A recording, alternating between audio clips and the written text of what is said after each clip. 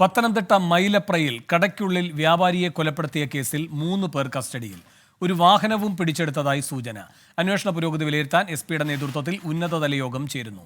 ശ്രീജിത്ത് ശ്രീകുമാരൻ പത്തനംതിട്ടയിൽ നിന്ന് കൂടുതൽ വിവരങ്ങളുമായി ചേരുന്നു. ശ്രീകുമാരൻ, എന്താണ് പോലീസിന്റെ നീക്കങ്ങൾ സംബന്ധിച്ച് ലഭിക്കുന്ന വിവരങ്ങൾ?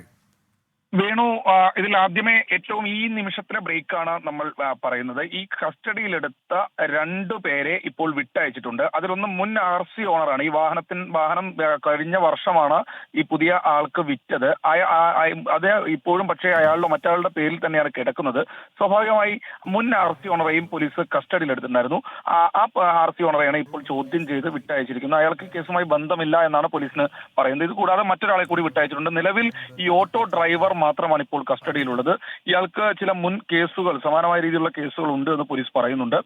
ഞാൻ നേരത്തെ സൂചിപ്പിച്ച പോലെ CCTV ദൃശ്യങ്ങളിൽ നിന്ന് കാര്യമായതൊന്നും ലഭിക്കാതെ വന്നതോടുകൂടിയാണ് പോലീസ് ബസ്സുകളുടെ CCTV പരിശോധിക്കാൻ തുടങ്ങിയത്. നിരവധി വാഹനങ്ങൾ, സ്വകാര്യ ബസ്സുകളിലും KSRTC ബസ്സുകളും ഓടുന്ന പുനലൂർ മൂവാറ്റുപുഴ പാതയാണ്. സ്വാഭാവികമായി ബസ്സുകളിലൊക്കെ CCTV ഉള്ള സമയമാണ്. എന്തായാലും ബസ്സുകളുടെ CCTVയിൽ നിന്നാണ് നിർണായകമായി ഈ ഓട്ടോയുടെ ദൃശ്യങ്ങൾ ലഭിക്കുന്നതും അങ്ങനെ ഈ RC ഓണറേയും ഈ ഓട്ടോയും കണ്ടെത്തുന്നതും എന്നാണ് മനസ്സിലാക്കുന്നത്. ഈ ഓട്ടോയാണ് ഇപ്പോൾ പോലീസ് കസ്റ്റഡിയിലുള്ളത് എന്നാണ് സൂചന.